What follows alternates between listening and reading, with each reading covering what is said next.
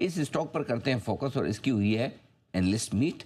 और analyst meet में इस कंपनी के मैनेजमेंट ने क्या कुछ खास कहा है जो इस सीएट के शेयर होल्डर्स को जानना जरूरी है, या फिर अगर आप सीएट में कभी कभार निवेश करने का इरादा रखते हैं तो भी जान लीजिए, समझ लीजिए।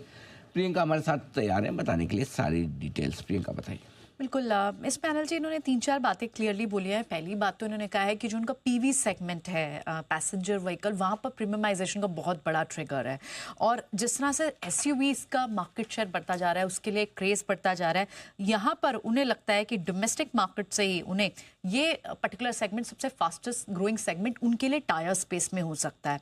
और कंपनी काम भी कर रही है इनफैक्ट इसी की रिप्लेसमेंट डिमांड को केटर करने के लिए भी वहाँ पर एसक्यूएस सुपर प्रीमियम कार्स के लिए बना भी रही है कंपनी। और 95% ऑफ द रिप्लेसमेंट मार्केट के एसक्यूएस का इनके पास टारगेट है बनाने का। एक्सपोर्ट फ्रंट पे FY26 इन्हें अच्छा आउटलुक दिख रहा है और मेजरली जो इन्हें ग्रोथ दिख रही है, डिमांड जो दिख रही है, वो यूरोप, मिडल ईस्ट, एशिया और लैटिन अमेरिका से दिख रही है। टू व्हीलर सेगमेंट में, ट्रक और बसेस सेगमेंट में, TBR सेगमेंट जिसे कहा जाता है, वहां पर कंपनी ने मार्केट शेयर गेन किया है। और इनफैक्ट रॉ मटेरियल के प्राइस पर भी कंपनी ने एक अच्छी स्टेटमेंट दी है कि जो रॉ मटेरियल की प्राइसेस, कच्चा तेल कमजोर हुआ, ये सब जो है धीरे धीरे फैक्टर इन होना शुरू हो जाएगा। और सेकंड क्वार्टर से जो सॉफ्टनिंग हुई है जितनी भी रॉ मटेरियल के प्राइसेस में, वो रिफ्लेक्ट भी होनी शुरू हो जाएगी।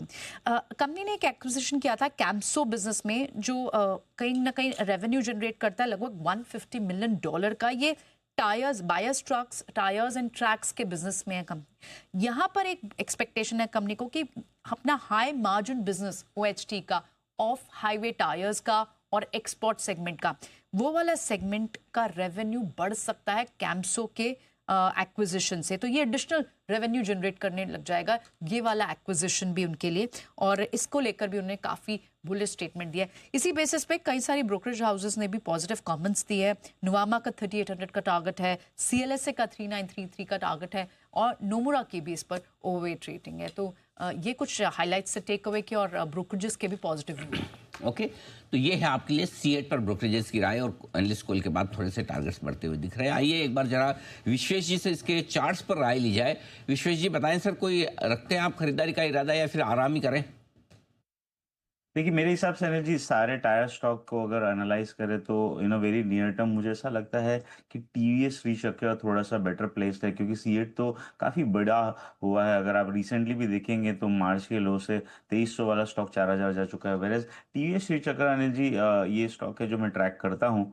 मुझे लगता है कि ये अभी तक बढ़ा नहीं है कंपेरेटिव विद अदर स्टॉक। मुझे लगता है यहाँ रिस्क रिवॉर्ड भी फेवरेबल है, तो सीएट अनिल जी अवॉइड करना चाहिए मेरे हिसाब से।